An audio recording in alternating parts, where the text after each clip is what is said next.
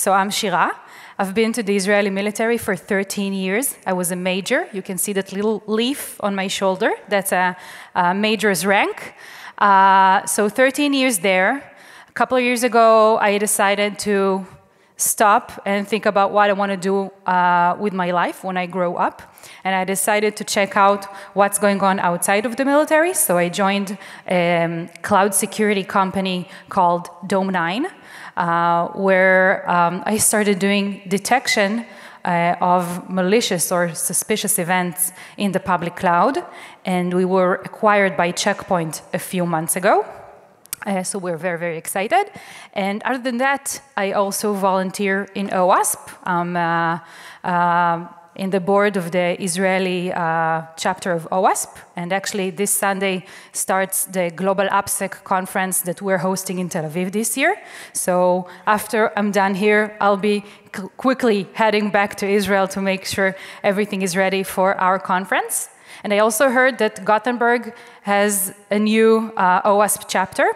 So way to go, and I wish you lots of good luck. And that's it. Let's start talking about state-sponsored attacks. So this reminds me a lot of the Cold War, actually, what's going on these days in the cyber domain. The digital world made warfare completely different than what it used to be. If in the past, when two countries wanted to spy on one another, they would send over spies, and it will be super, super complicated. And also, if the spy gets detected, so they will be sent to jail for the rest of their lives, probably. So technology made spying fairly easy today. Today, when you want to tell a secret of another country, you just send over a spyware, and there you go. You have your access, and you get all the information that you want. But if, let's say back in the 60s, Cold War was between the US and the USSR, today we see this kind of Cold War between every two countries. They may appear as really, really good friends. You see them, the prime ministers hugging together in the UN or in international conferences, but actually, they're spying on one another all the time for different reasons. I'm going to talk about these different reasons soon, but this is happening all the time, and it's undetectable. And something I will keep on repeating until the rest of my talk is that the best cyber operation is the one that you don't know about. When a country is running a cyber operation, the best result would be that the target will never, ever, ever know that this operation ever existed, let alone who made it. So if in the past we had a dirty bomb, today we have a dirty worm. And I would like to talk about some aspects of this new kind of warfare.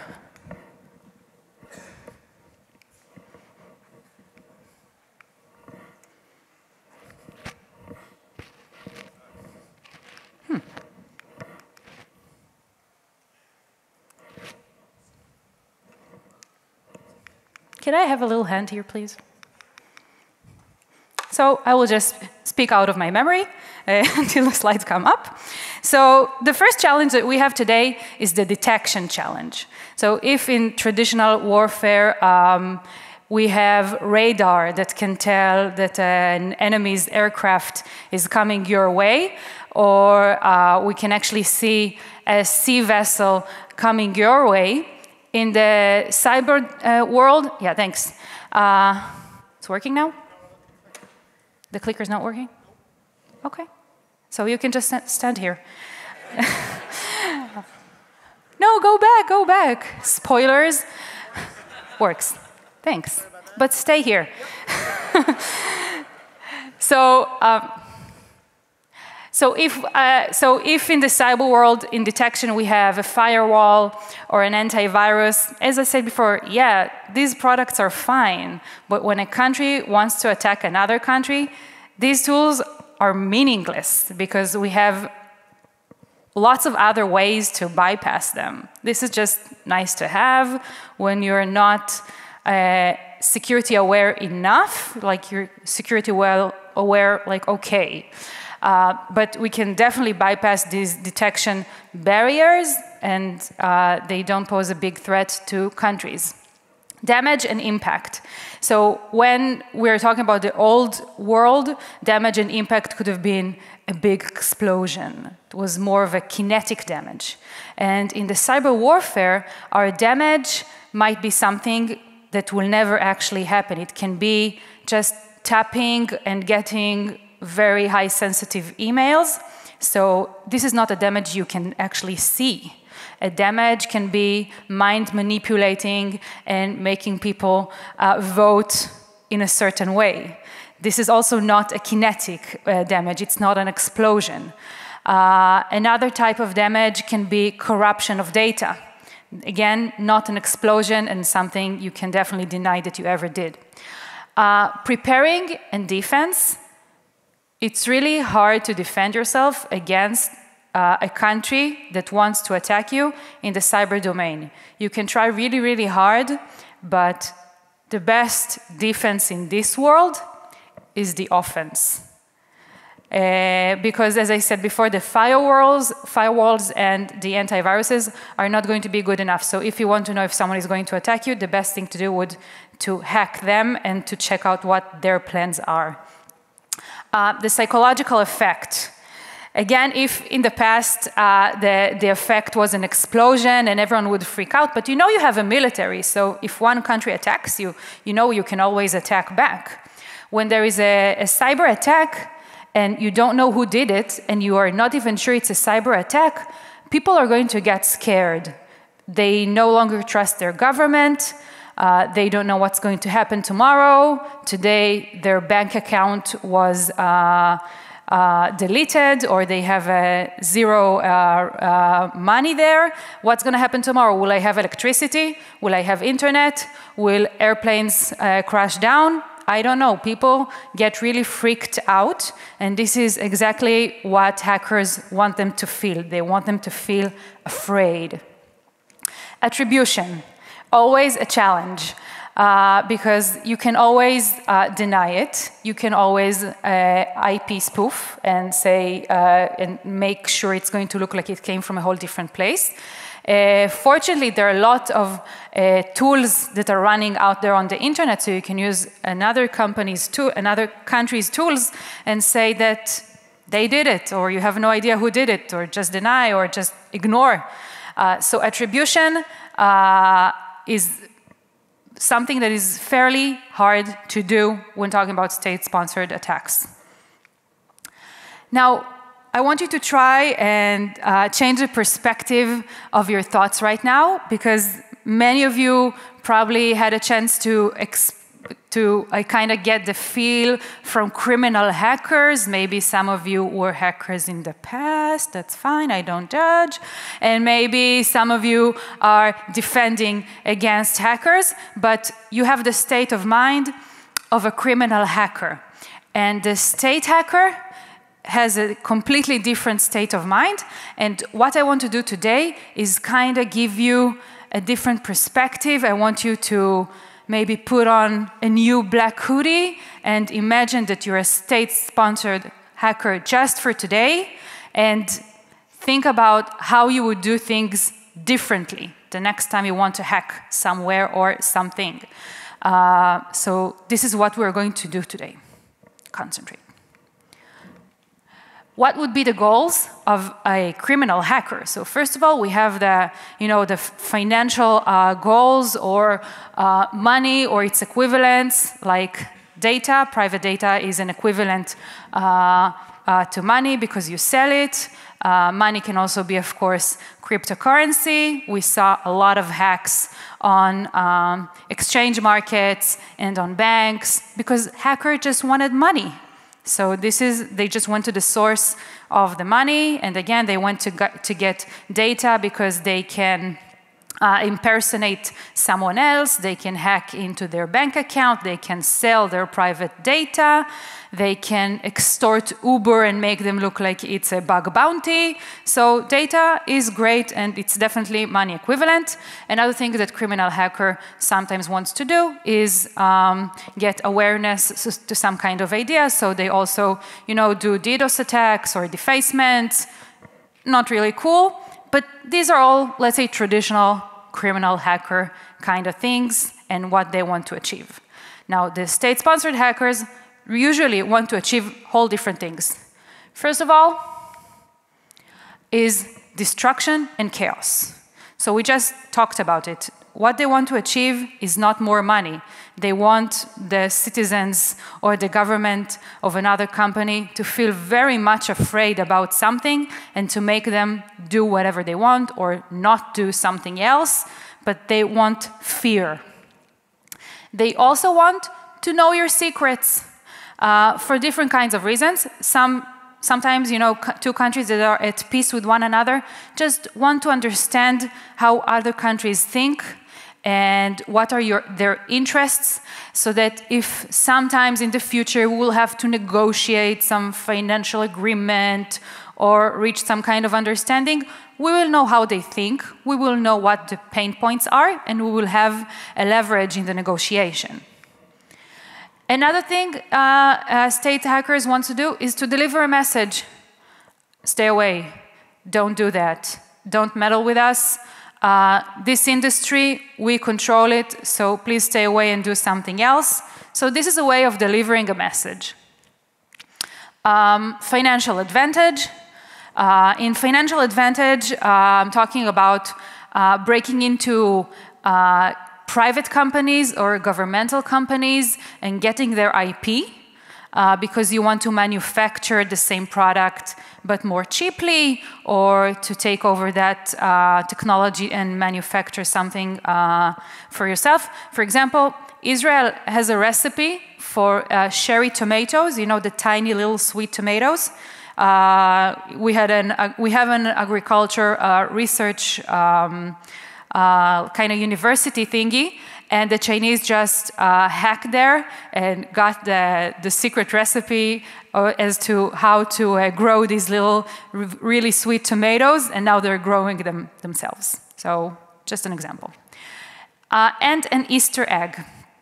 You can break into somewhere really, really secret, but not to ruin anything, not to steal anything. You just leave an Easter egg, because if that country is going to piss you off someday, you're going to use that Easter egg, break into those servers, and maybe cause the destruction at that point. So just leave a little surprise there and use it whenever you find right.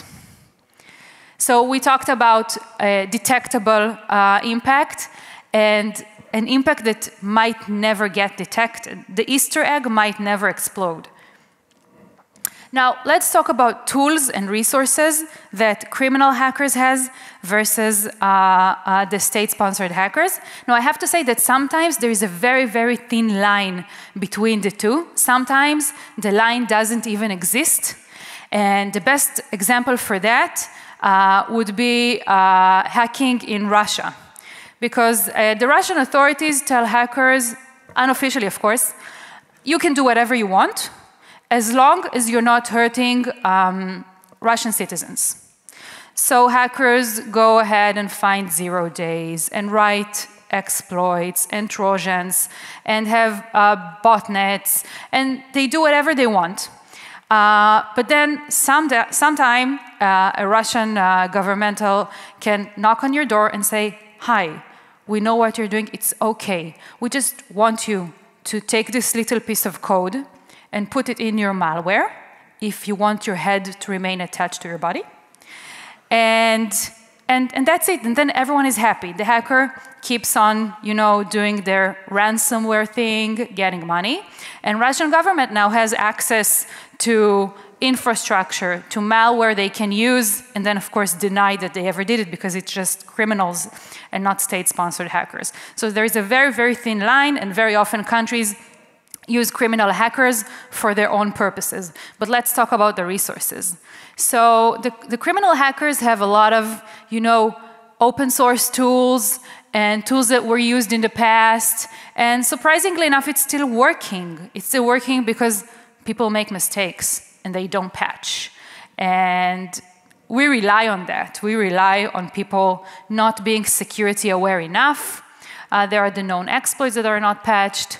And you have the script kiddies and the black, gray hat people who will use those tools to get whatever it is that the criminal hacking group wanted to get.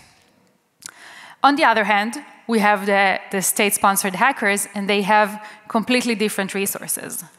First of all, they have all the engineers and the academics they want who can run research for them and get all the 0 days they ever want. So if you want to get access to anywhere and that place is using Windows and you say, oh my God, I have to get a way to get in there.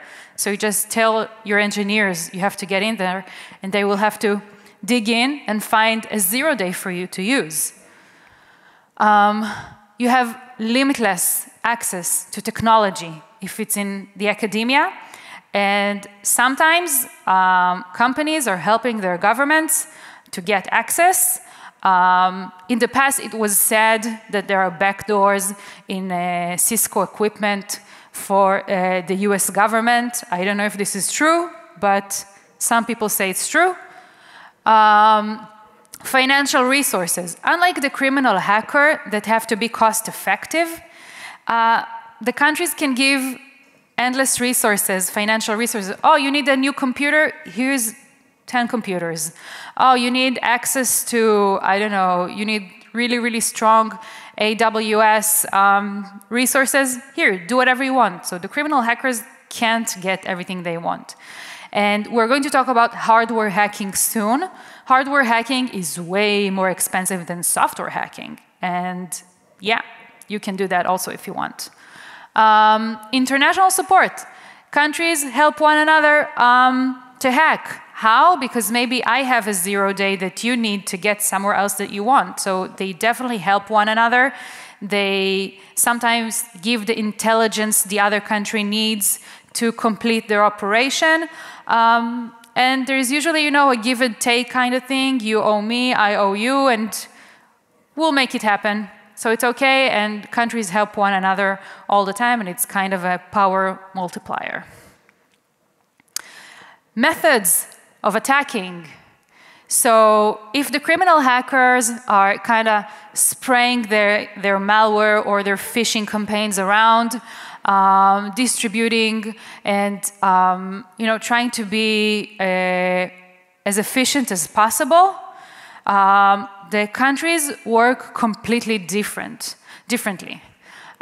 First of all, they have to decide what the target is. They're not just spraying their malware around. They have to be very, very, very specific at what they want to get. I want access to this place because this is the information that I'm missing. You can't, because you have a lot of resources, it can get a little confusing, but you have to plan ahead. Another thing is go low and slow. You want to get undetected, and you're not in a hurry. You're not in a hurry to get it done tomorrow. I can get it down in 1 month or in 1 year, as long as I don't get detected and I get access to wherever it is that I want. The attacks are very, very, very well crafted. It's not the general phishing attack that will, someone will just open a file and that's it, you're done. No, they're super well crafted to the destination where you want to be at. We're not limited to digital vectors. If you need to send over a person to talk to someone else or to get you physical access or to get you a thumb drive and connect it somewhere, yeah, you can do that, definitely. And always, always, always, always leave a back door for future use. If, I don't know, if your target updates their operating system, or even if right now you have no need for that access, but maybe in the future you will, you always have to get reinfection capabilities.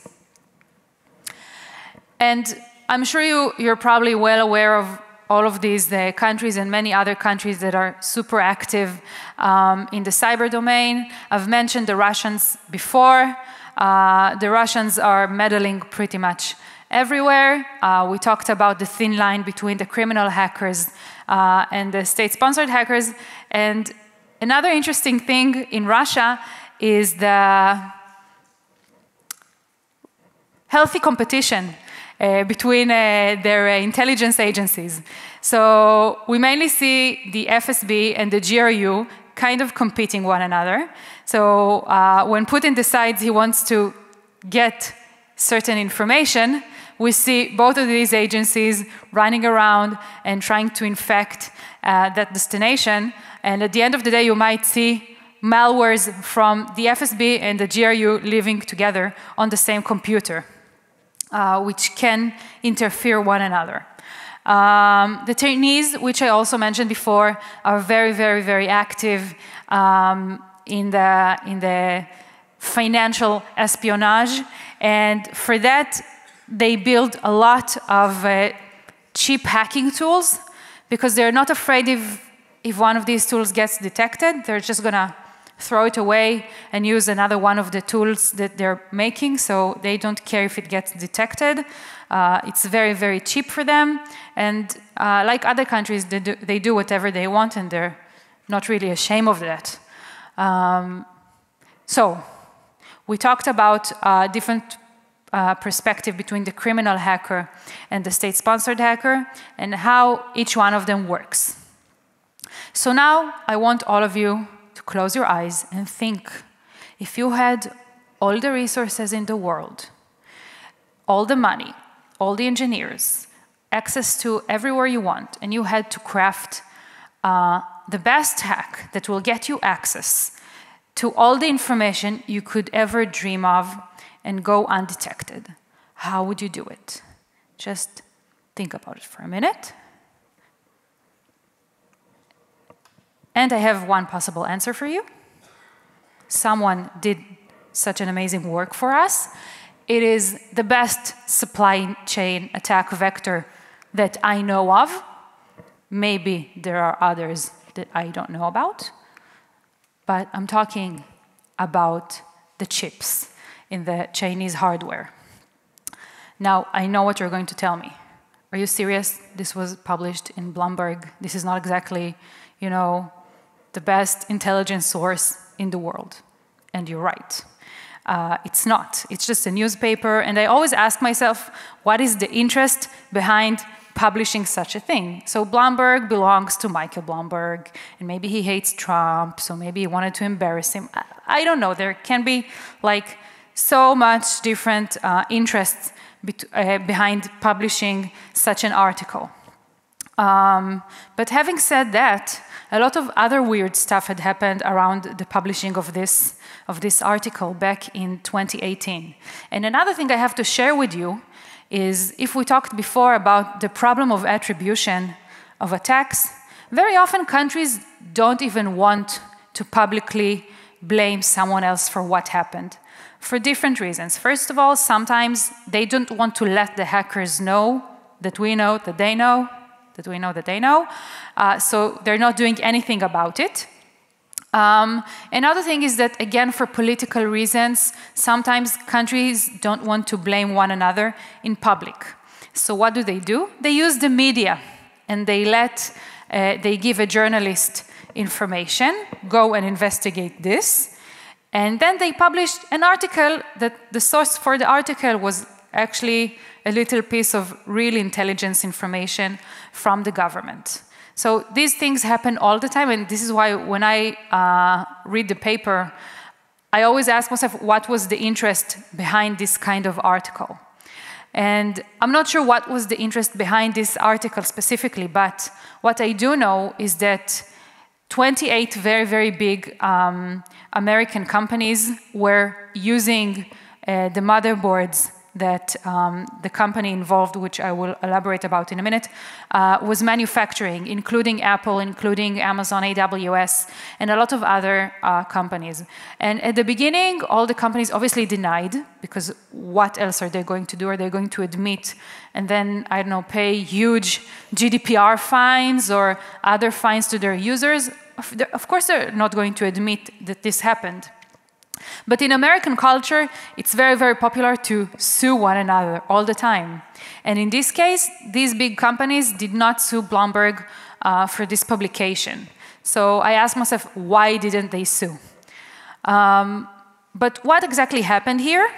Back in 2015, Amazon wanted to buy a motherboard company or a server company called Elemental Technologies. Elemental was an American company that had their servers assembled by, at the time, the world's largest motherboard company, Supermicro.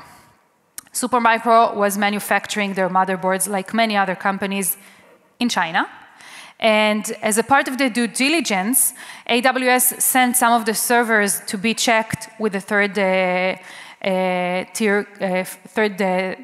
company. And that company found little chips on the motherboards. They just didn't understand why were they there and what were they doing there. So this is when the investigation began, back in 2015. So we don't know exactly when did those little chips were put on the motherboards. But Amazon, of course, reported this to the American government, and they started their own investigation. And it was pretty scary because these motherboards were also used by the FBI and the DoD. So a lot of sensitive organizations were using these servers. From the check that was conducted, these microchips were able to do two things. One was communicating with the CNC server and get code updates. And the other was, when the code update arrived, was to push it into the motherboard. And I mentioned before, these hacks they make software hacks look really, really, really simple.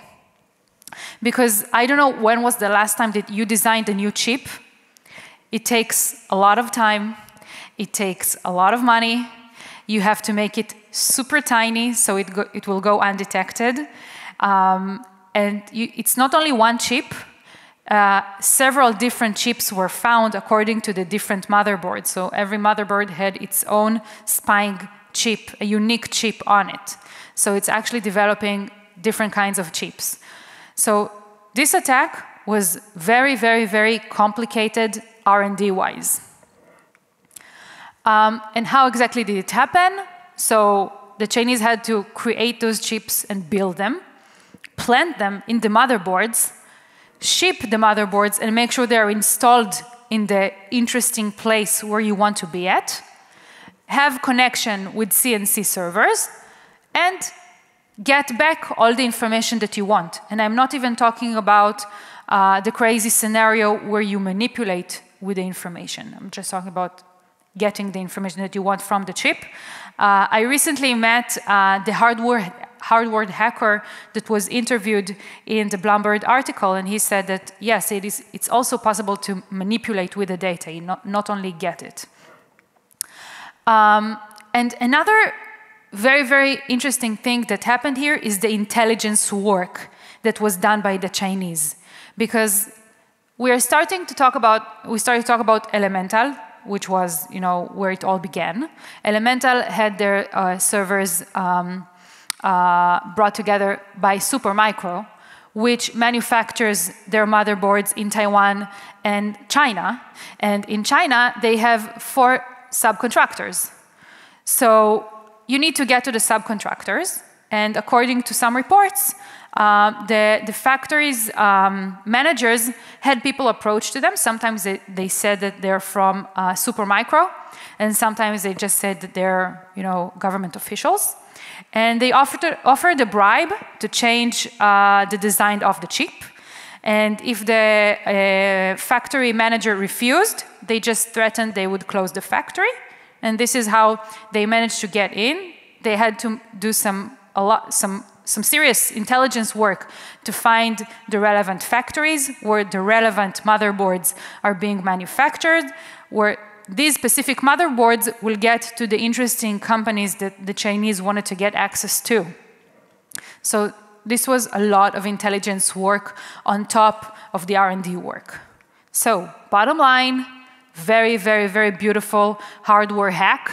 Hardware is very often off the radar. Most of the security measurements that we use are software, and they will never detect a good hardware hack. So this was very nice. It's also nice to use the fact that if everyone manufactures in China, then China is the right place to plant the chip in and not to get to the Amazon server storage and go there and implant it over there. It's a great foot at the door. You can get anywhere you want. You can get data from, I don't know, a third company that uses AWS because that server has the chip. So I'm guessing that the Chinese got access to data they didn't even dream to get. So that was a very, very, very interesting operation.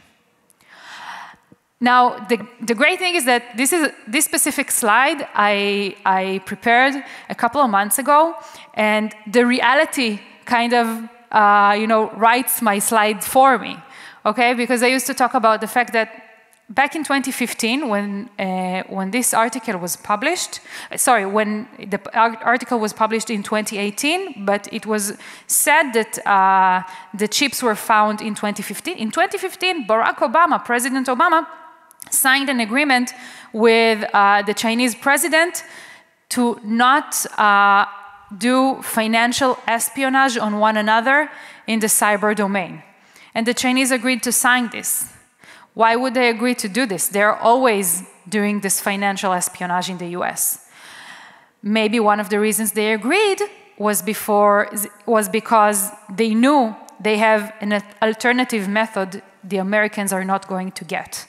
So they agreed to sign the agreement.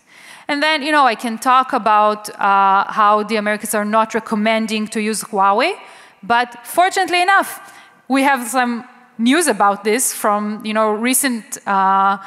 recent weeks. Trump is banning to use Huawei, and then other companies are not allowed to sell them chips. And then, other companies are saying that they know that there are backdoors in their products. So, again, is this a trade war between China and the US, or is this a real Cold War between the two countries? I'm guessing both are right. Both countries are fighting one another, and this is one way of fighting, manipulating hardware, manipulating cell phones and routers that are very, very popular in the US. And now the reality is going to change. I'm not sure how exactly it's going to change, but it will change, and I don't know what is going to happen exactly to Huawei. Maybe they're going to build their own chips and then sell their products to other companies, to other countries. So, to sum up what we saw here, we saw an Easter egg to be used sometime. We saw a country that wants to know all of your secrets. We saw financial trade or trade advantages. We saw limitless access to technology. We saw a lot of engineering and a lot of financial resources. And we saw an attack that was very well crafted, went low and slow, and left a backdoor.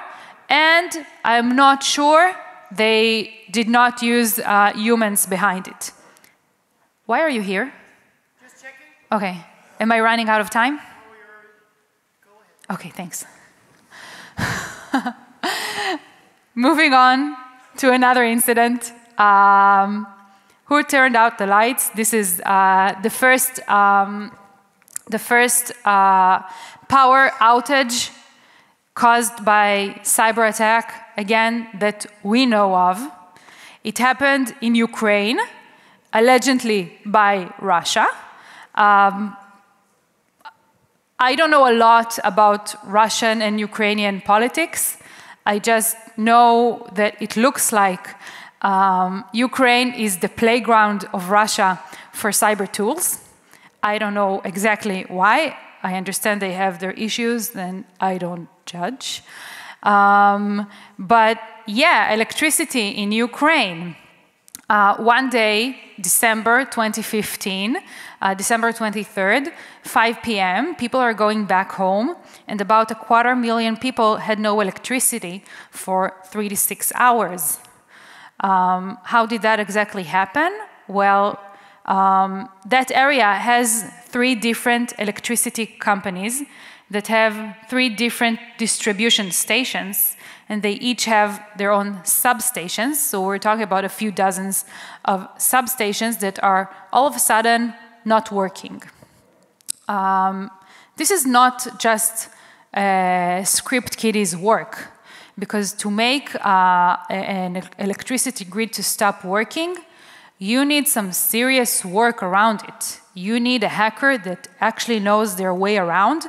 And my guess would be that the Russians actually brought in some SCADA experts to operate this. I don't think that their regular hackers did such a thing.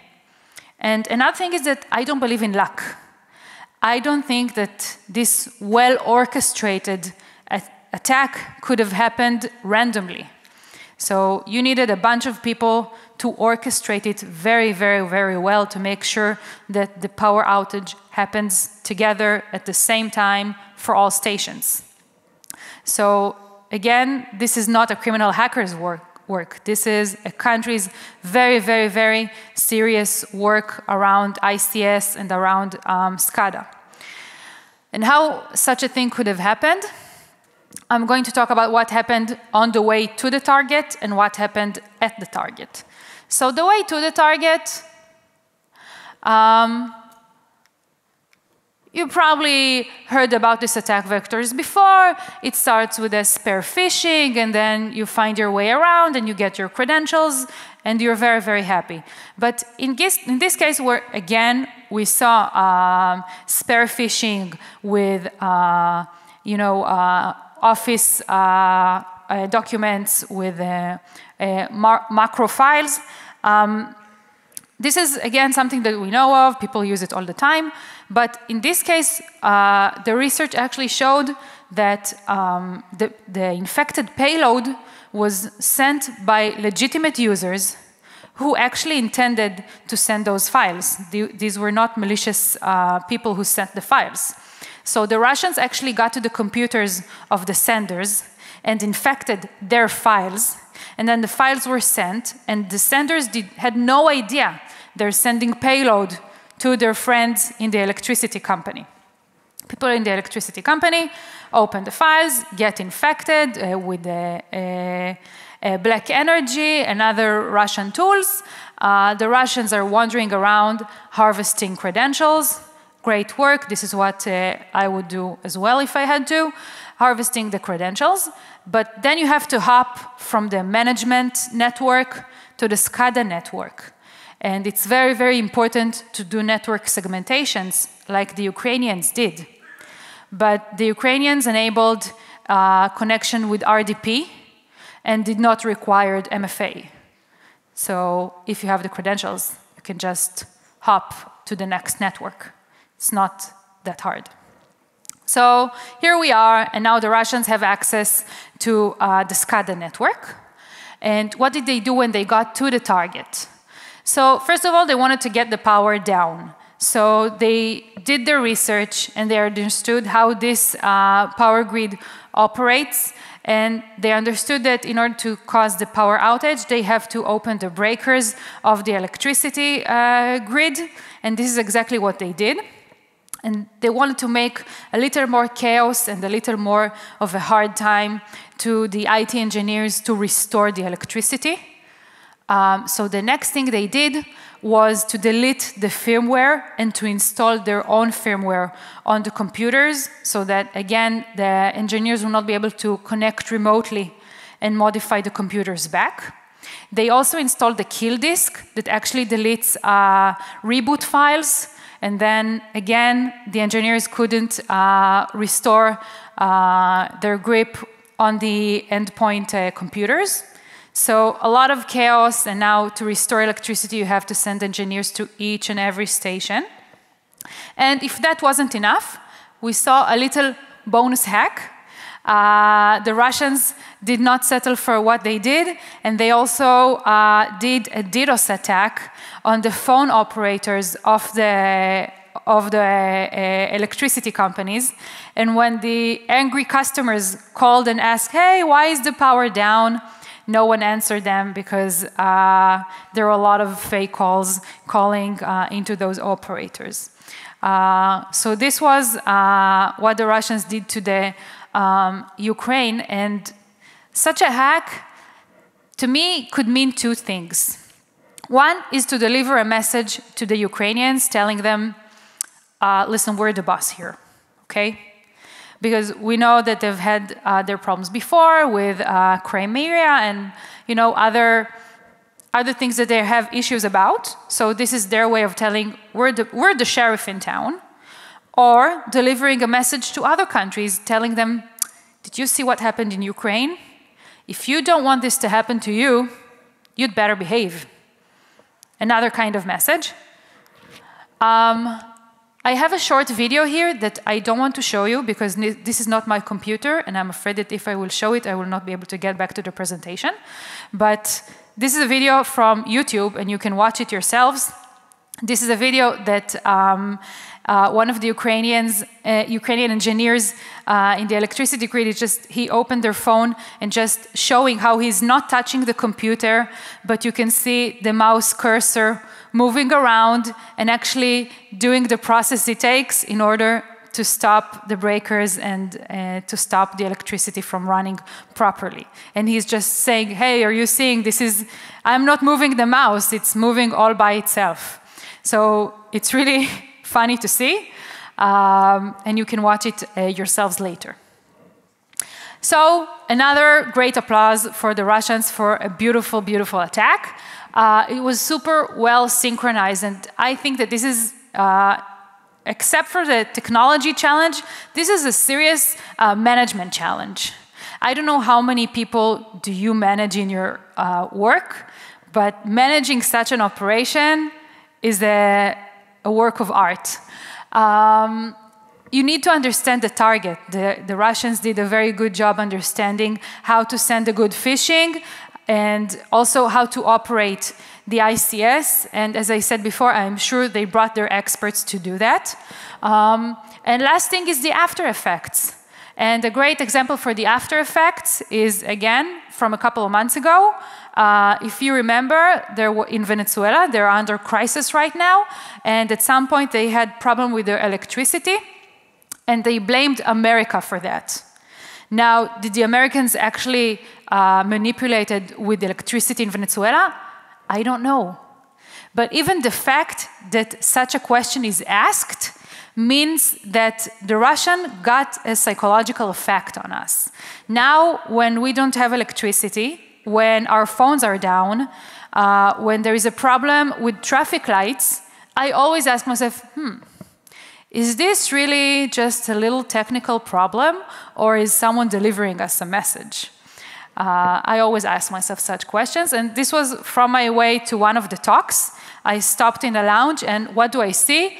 Is Russia meddling in upcoming Ukrainian elections on CNN? I don't know, but we keep on asking these questions because we are afraid that someone is meddling with elections. Someone is meddling with our minds.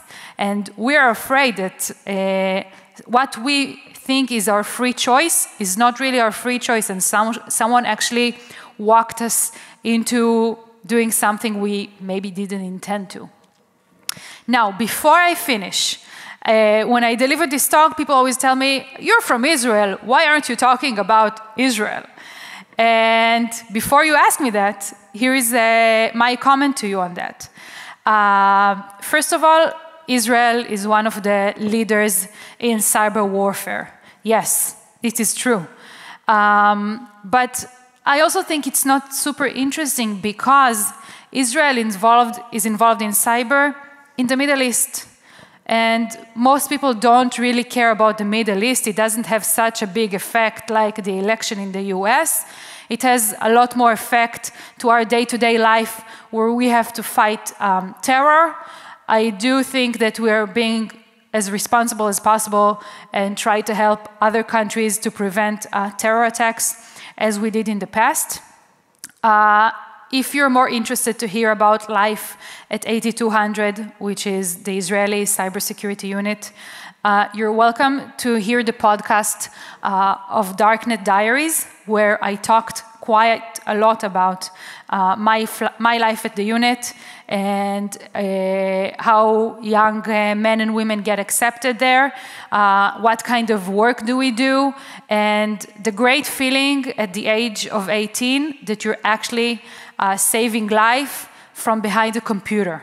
This is an exciting feeling that even now, after leaving the military, after only a few years, I know I will never get such a fulfillment, no matter where I go to work. So if you want, you're welcome to hear that podcast. I want to sum up with the attack patterns that we usually see with state-sponsored attacks. So it obviously starts with a very good reconnaissance, the takeover and the establishing of the foothold so that no matter what, you will always be able to get back. The privilege escalation cycle, where you always do a little more reconnaissance, get more credentials, and maintain your persistence. And then complete your mission, get wherever it is that you wanted to get the information you wanted to get, and go back home. And never to forget the more basic step before that, and that is the choose your target wisely. You're a country, you don't have time to spray your attacking tools around. You have to be very, very specific and craft the attack accordingly. People ask me, okay, so what can we do? Can we defend ourselves from such attacks? And I mean, I can stand here and talk to you for hours about network segmentations and passwords and not to expose unnecessary assets to the internet and do proper logging and do anomaly detection and use machine learning. We can talk about all of that, but I think you know all about it much better than me. I think that there are more philosophical questions we need to ask ourselves. Because if this is an arm race, and if this is the Cold War, what can we do about it? I don't think that buying more security products is the solution for that. We need to talk about why are we building those weapons, and what can we do differently so that we will not need these weapons anymore. Before I finish, I would like to take the opportunity to say something. Yesterday, we had the most wonderful dinner for the speakers that the organizer of the conference organized for us. And first of all, thank you so much. It was wonderful. And this whole conference is really, really nice. But as I sat around the table, I looked to my right and I looked to my left. And I realized I was the only female speaker at the conference. And that didn't feel weird, because I'm used to sit around tables when I'm the only woman, and I'm really, really used to that. It really wasn't a big deal for me. But today we're talking a lot about diversity, especially in security, and what can we do to have more women in the industry. And I understand that the problem was that not enough women submitted their talks to the conference, and this is why you see less women on the stage. But why did fewer women submit in the first place?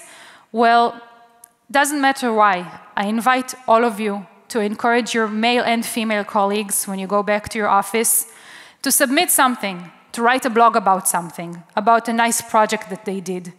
And have more women on stage, because that will encourage more women to submit and more women to get into cybersecurity, because it's not a topic or a subject only for men, it's for everyone. And just being a little afraid because I didn't see other women on stage before it's a reason, but it's not a good reason not to submit. So I encourage you, all the male participants, to encourage your female co-workers to do that more. It's super important to see more women on the stage and around. I'm trying to look around, not too many female faces around here. I hope I will be here next year and see more women.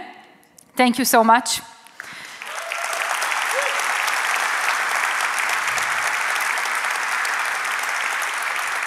And I'll be happy to take questions now, later, whenever. Thank you so much, Shira. That was amazing. Thanks. Really good talk. And yes, we do have time for questions. So I'm going to send Jesper out into the audience with a microphone if we have any questions. Raise your hands if you do. Don't be shy. Come on. Oh, there's one over here. There you are. So there's a culture in, let's say, the Western world of naming state actors for cool names like Fancy Bear or Cool Panda or something like that. But there's not really any alternative, like IDF is still called IDF, the NSA is still called NSA. Why is that? Is it a cultural thing, or why are Eastern cultures not doing that? So regarding Israel, I think that we just don't have that many malwares that deserve a family of names, unfortunately. And I think that some American malwares actually do have names, kinda.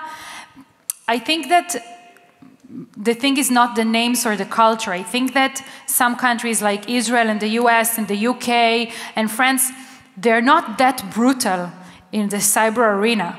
And their tools are not that easily found. Maybe they're not even left around to be found.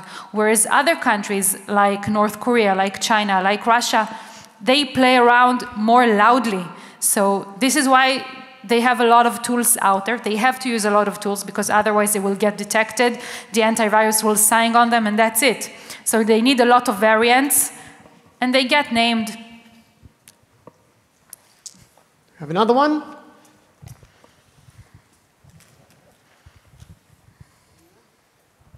Hi. My question is, we talk about China, we talk about US and everything, but according to my knowledge, if you deliver any chip or anything, it will go to the third-party labs, which will take your securities, and it also have to follow some of a protocol, you can say that, some standards. So although we have so many protocols, so many standards, then how the company is bypassing that? And what is the solution for that? So what is the solution? I think that we need to vote with our hands. So I don't think we should be using products that are not keeping our data safe. How do countries bypass the security measurements that the company has? Well, they have their own ways because they can find 0 days in the kernel level. They can find 0 days on the processor. I don't know if Spectre and Meltdown were ever, really used. But if they were used, I would guess they were used by a country, and we don't know about it. So there are always ways to exploit these devices, even though they were designed to be very, very safe. This is why it's a country. One final question. Anyone? There we have one.